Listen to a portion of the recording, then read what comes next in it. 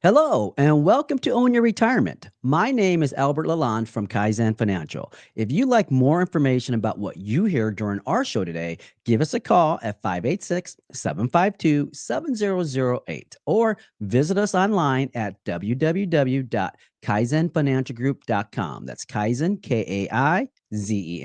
And while on my website, click on the podcast page to check out our past shows and to subscribe to our program on Apple Podcasts, Spotify, or Amazon Music. All right. While everyone's retirement should be, let's say, customized and reflective of who they are and what their needs are, there are tried and true retirement rules that can potentially help you plan for your golden year. So, during today's show, we're going to break down two of them: the rule of $1,000 in retirement and the rule of dying with zero. So, if nothing else, you'll likely hear some information today that will warrant, let's say, a touch base with your financial services professional.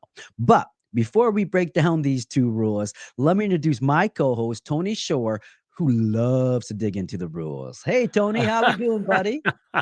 That's great. Well, I don't know. Rules scare me, but you know what? We need rules and we need to understand them if we're going to Mhm. take advantage of, certain rules you need to know about so you can save money or take advantage or avoid doing things that could cost you. So, knowledge is power, right?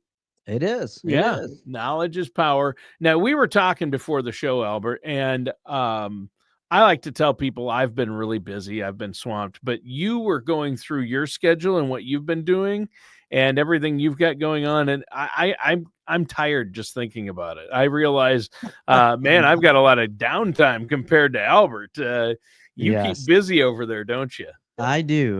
This is the time of year we start planning all these little extra curricular events for my clients and whatnot. And so, with summer and nice weather, we want to get outside with them and enjoy a little boating and golfing and sports events here in Michigan. And, so we enjoy spending time with our clients doing those things. So I'm busy every weekend going forward, probably for the next 3 months and that, but it's a good thing. It keeps me out of trouble. Yeah, well, that's good. That's great. It does keep us out of trouble when we're that busy. I've been pretty busy myself. I know that we're going to be hanging out together at a conference coming up this week, later Yes, this week. yes. That's one thing you're doing. There's a big Mhm. financial conference in the Twin Cities area over in Right. Minnesota, right? Yes. So we'll be able to hang out here in the studio. So that'll be fun. But this topic you've got for us today, Albert, is a great one. There are some retirement rules you need to know. And, both rules that we're talking about today, we need to know more about. I'm not sure I could tell you all about them. So I'm interested to hear what you have to say. Sure. Let's start with a Kiplinger article titled The Rule of $1,000 and Is the Retirement Rule Right for You? Now, let's talk a little bit about rules with potentially high impact and the $1,000 a month rule. So, what is that? Well, when it comes to retirement planning, you've got options. So, you can guess. You can toss out a nice round number, like let's say $1 million, and hope it sticks, or you can use the back of a napkin formula that gives you a real starting point. So here's how it works. For every $1,000 a month you want in retirement income, you'll estimate that you'll need to have about $240,000 saved up. Now, that's based on something called the 5 and 5 rule, which uses a 5% return and a 5% withdrawal rate. So, if you want to pull $1,000 a month from your savings, let's say, without draining the well, aim for $240,000. If you want, let's say, $4,000 a month, well, multiply that by 4, and you're looking at about $960,000. Now, this rule isn't about perfection. It's about clarity. It gives you a target you can see. In fact, it turns the fuzzy future into something you can work toward right now, because knowing your numbers is half the battle. And if you're working with the financial services professional, that's even better. They can turn that rule of thumb into a real dialed in strategy that fits your life. So, bottom line, don't fly blind. Retirement isn't a mystery, it's a math problem. And this one's got a potentially pretty helpful shortcut. Good. I need shortcuts. I was told there would be no math, Albert. You know that. That's why you're here. No. That's Well, why no you're math here. for you. I'll calculate it all for you. Okay. Good. Yeah, I know that. I know that that's what you do for folks, and that's how you help me out. But so how should we how do we use the rule of 1,000? Very good question. So let's further break down the $1,000 a month rule because sometimes you just need a simple place to start. So, retirement planning doesn't have to be complicated right out of the gate. You don't need a spreadsheet with 87 tabs or, let's say, a PhD in economics.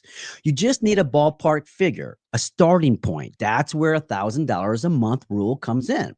So here's how it works. Step one, figure out what your monthly life is going to cost you once you stop working. Think your rent or mortgage, food, gas, insurance, Netflix, even golf, whatever you'll still be doing when the alarm clock is gone.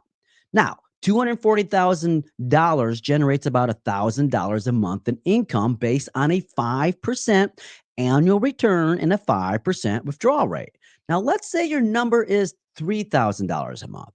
Using $1,000 a month rule, you'd actually just multiply 240,000 by 3 and land at a nest egg about, let's say, $720,000. Now, it's not a perfect math, but it's a powerfully simple idea.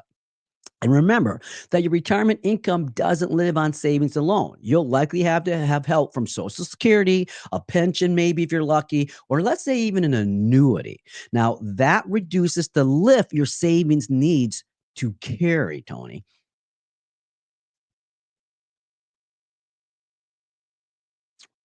Can't hear you. Yeah, I think this is very helpful. I was miming. I thought you read lips, Albert. You don't do that? I do, but the audience probably does not. The audience might not, especially on the audio podcast. So this rule that you're talking about, is it precise? I mean, how accurate is this? Not even close. Okay. To be honest, Well, it's a that's honesty, I right. guess. I mean, Yeah. well, it's just a thumb on the scale estimate, okay? Okay. Yeah. So, but for younger savers looking for a long-term target, let's say, and I get that question a lot from people. They'll say, "Albert, I've saved this much. Is that enough?" You Mm. know, keep taking this idea. It's a great launch pad, something to shoot for while you're building momentum. And for folks, let's say in their 50s and 60s, though, you'll want a, let's say, more dialed in game plan, something custom to your life, your goals, and your timeline. That's where working with a financial services professional potentially makes a big difference. Now, you've also probably heard of the 70% rule, which says you'll spend about 70% of your current after tax income in retirement. So, if let's say you bring home $100,000 now, plan for around 70,000 per year or maybe $5,800 a month when you retire. Some firms, according to the article, even suggest saving 10 times your income by age 67. Again, it's a ballpark, not a blueprint. Ultimately, the $1,000 a month rule won't get you all the way there, but it'll absolutely help you take the first step with confidence. And sometimes that's exactly what we need. Yeah, I mean, that sounds interesting, and this is a new one on me, the $1,000 rule. I know there's more information about this to discuss, but before we do that, tell us how a financial professional like yourself can help decide if this rule or any financial rule Yeah. is right for us, our individual situation. Oh, great question. Yes, yes. You know, a financial services professional can help you decide if the $1,000 a month rule is a smart fit or just maybe a rough starting point. They'll look at your full financial picture, including your goals, risk tolerance, time horizon, and let's say other income sources like Social Security or pensions, and to see if the math truly adds up for your life. Now, while the rule offers a simple guideline, it doesn't factor in, now remember this, taxes, inflation, or unexpected costs. So, a financial services professional can build a custom retirement plan, stress test it, and then help you adjust as life changes. Now, while rules are helpful, personalized planning is what turns guesses into confidence, Tony. There you go. Well, and I think that's important, and everybody's situation is different. So, if our listeners have questions or want to make sure that they're using the right strategies for their own personal situation, how can they get a hold of you and set up that no charge, no obligation consultation that you're offering?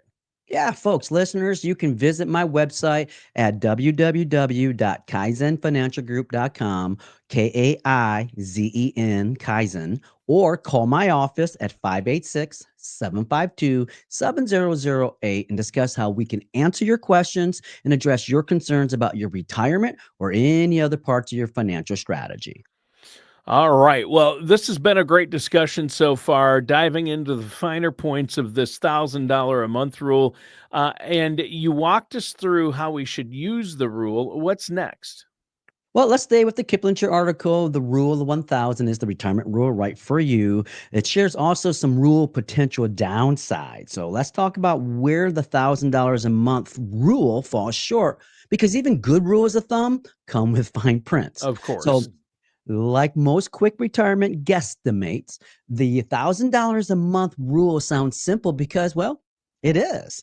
But simplicity doesn't always mean accuracy. And when we're talking about financial future, it pays to look under the hood. So one of the biggest red flags, the 5% withdrawal rate it's based on. Now, that's on the high side. Most financial service professional lean actually toward the more conservative 4% rule or even the 3% to protect your nest egg and make sure it lasts through, let's say, 30 plus year retirement. Now, the 4% rule says you withdraw 4% of your savings in year one and then adjust for inflation each year after. That's designed to keep your money working without burning through it too fast. The 5% rule, on the other hand, asks your portfolio to pull more weight, and that potentially gets risky in low return environments. Well, right. And so, what's the issue here then? Well, let's talk about what happens when the retirement income relies a little too heavily on the stock market. If you're banking on, let's say, pulling income from a more aggressive portfolio, let's say stocks, for example, you're also signing up for a bumpier ride. And the truth is, the market doesn't promise a smooth 5% return every year. In fact, there's a Vanguard study shared an article ran the numbers, and its 10-year projection shows that U.S. stock returns averaging somewhere between just 2.8 and 4.8% a year. Now, let's say you played a little safer and aim to withdraw just 3% or 4% annually. That's a smart move in terms of longevity. But now here's the trade off: you're going to need a bigger nest egg to generate the same $1,000 in monthly income. In fact, at 4%, you're looking at needing around $300,000. At 3%, that jumps to $400,000.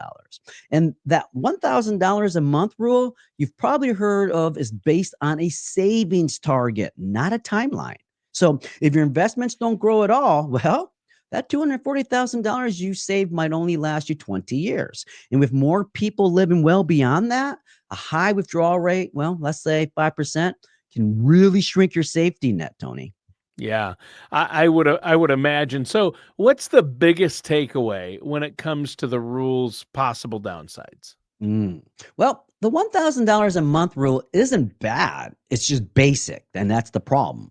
It gives you a ballpark, not a blueprint. And for younger savers, whoa, it can be a helpful way to start thinking about targets. But as retirement gets closer, the stakes get higher, and a cookie cutter rule won't cut it by itself.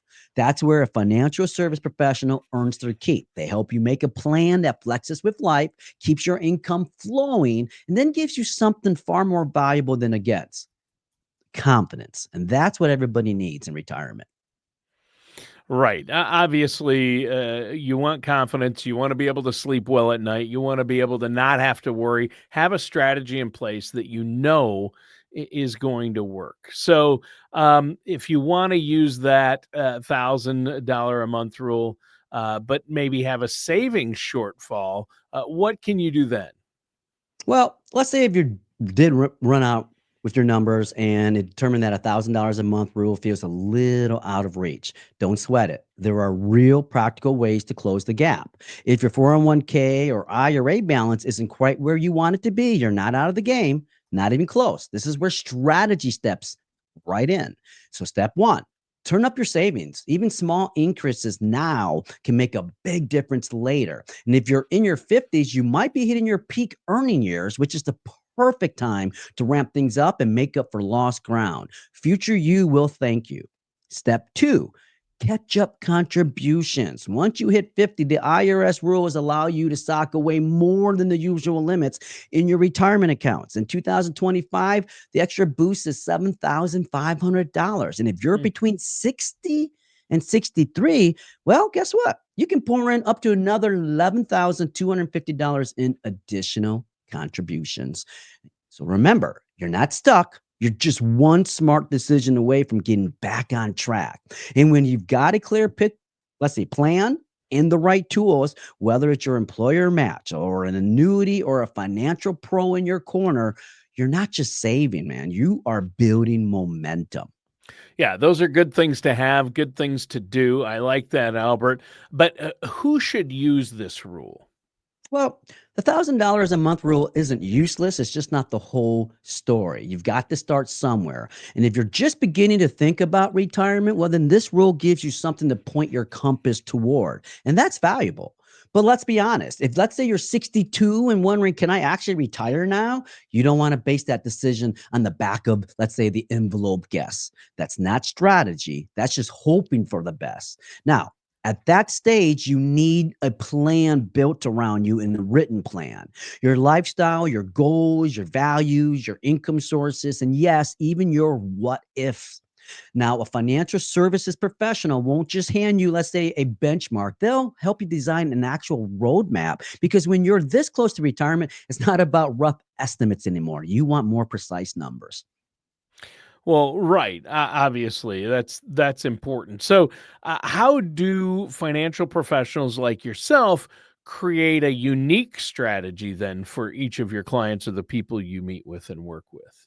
Yeah, for financial service professionals, what they do is they help turn broad goals into personalized strategies. They look at your full financial picture, including income, expenses, assets, taxes, and lifestyle, and then craft a plan that actually fits you. Now, whether you're 5 years from retirement or you're already there, they can help you make smarter choices, reduce risk, and maximize income. So remember, it's not about a one size fits all advice. It's about a strategy that's tailored to you, flexible, and built to last with no guesswork and obviously no cookie cutters. Yeah, there you go. Well, I think this is really, really important. So let's give the number for our listeners out there if they want to call and set up a time to get a second opinion on where they're at or the plan they currently have, or to get a plan in place.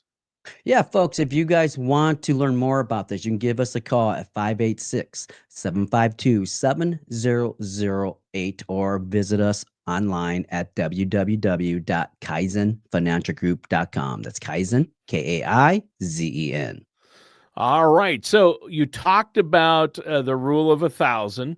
Yep. So I'm guessing the rule of dying with zero will be the star of segment three. What is that all about? I've heard you say some people come in and tell you they want their last check to bounce. Is that this kind of a Yeah, thing? yeah, you got it, Tony. And we're gonna stick with a Kiplinger article again, but this one's titled "The Die with Zero Rule of Retirement." You've probably seen the headlines. Americans aren't saving enough for retirement, and yes, that's a real concern, especially with inflation and longer lifespans putting pressure on every dollar. But there's another problem that doesn't get nearly enough airtime: people saving too much and spending too little. Man, I see it all the time. Folks who've done the hard work part and built up savings, but still live like they're one paycheck away from disaster. They're scared to touch the retirement accounts, even though that's what the money's for. In fact, studies shared in the article show that many retirees only withdraw about 2% a year. Well, for me, that's not living, that's hoarding. So, look, your money isn't meant to support your life rather than just sitting there looking impressive in, let's say, an account statement. The die with zero philosophy is about being intentional. Spend wisely, spend meaningfully on joy, on family, or how about on giving back? Because money you never use, well, that's just time you traded for nothing. Now, don't get it twisted. We're not saying burn through your savings by 70 and hope for the best. You still need a smart plan, but that plan should include actually living and not just surviving. So ask yourself, am I making the most of what I've earned? Or am I letting fear steal the best years of my life? Yeah. Yeah, you don't want that. That's No. true. So, how can somebody work with you to build a strategy that follows this die with zero rule? Well, let's talk about the real currency of life. And no, it's not just money. It's the balance between time, health, and wealth. You've probably noticed when you're young, you've got time and energy, but no cash.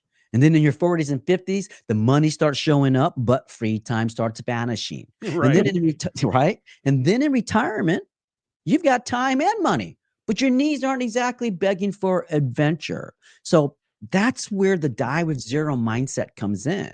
It's not about spending recklessly, it's about spending intentionally. Use your money to create memories while you still can enjoy them.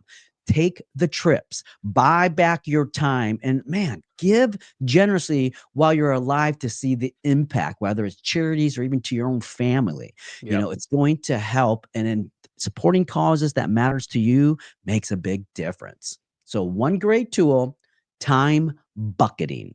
Break your life into, let's say, 5 to 10 year chunks and ask, what do I want to experience in this season? Then plan your spending around that because the goal isn't to die broke. The goal is to live fully. Yeah, have a comfortable retirement and make that money go to work for you or your loved ones. I like that a lot. Enjoy what you've built, squeeze Yes. everything out of life. I love that sentiment right there, Albert. But we do need to do our due diligence, right? Yeah. How many times did I say do? Um, we do need to do our due diligence here. So, what are some of the risks or drawbacks with the die with zero philosophy? Yeah. Look, there's much to embrace with the die with zero philosophy. Live fully, spend with purpose, give while you're here to enjoy it. But let's be real, it's not a one size fit all. For some, retiring at all feels like a stretch. The median retirement savings in the US is roughly around $64,000, which is very low. Yeah. And most people think they'll need more than $1.4 million to retire comfortably. That gap is more than just math, it's actually real anxiety. And then there's longevity risk or the chance that you might outlive your money. So, health issues, surprise expenses, let's say, or life just happening, it can all throw a wrench in even the best laid plans. So, some people use annuities to create income for life, which can bring peace of mind. But those products can be complex, expensive, and sometimes clash with the flexibility that Die with Zero encourages. And let's not forget that spending too fast too early, well, it's got its own risk. The money you blow today, you could have had compounded into something bigger tomorrow. So for many people, a die with zero is a good advice, but it's not all or nothing. It's just a spectrum.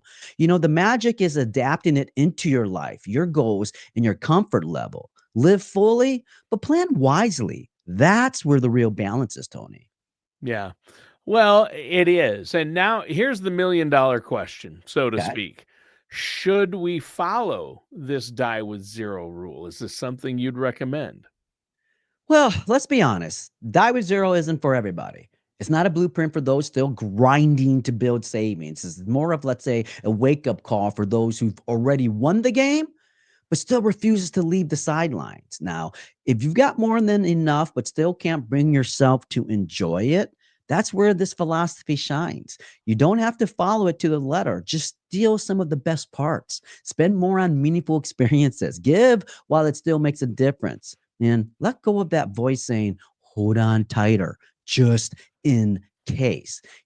Here's the thing. We're wired to be cautious. I get that. Psychology tells us loss hurts more than gain feels good. So spending what we saved can feel like losing. I get it. But sometimes what we need is an outside perspective, a financial services professional who can say, look, you're good. It's safe to live a little. And that's what I try to do all the time for my clients. In fact, I enjoy being able to let them know you can spend more. Yeah, exactly. And so, is there anything else you want to add today before we wrap up today's show?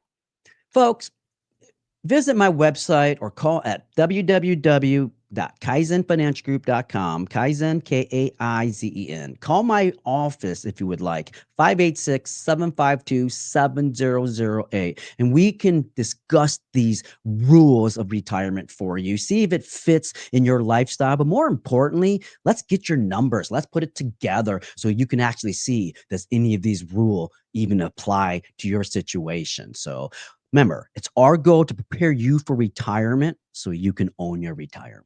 Yes, exactly. Own your retirement. And that does it for today's episode of Own Your Retirement with our host, Albert Lalonde. Thanks, Albert. Great show Take care, today. everyone. Thank you. All right.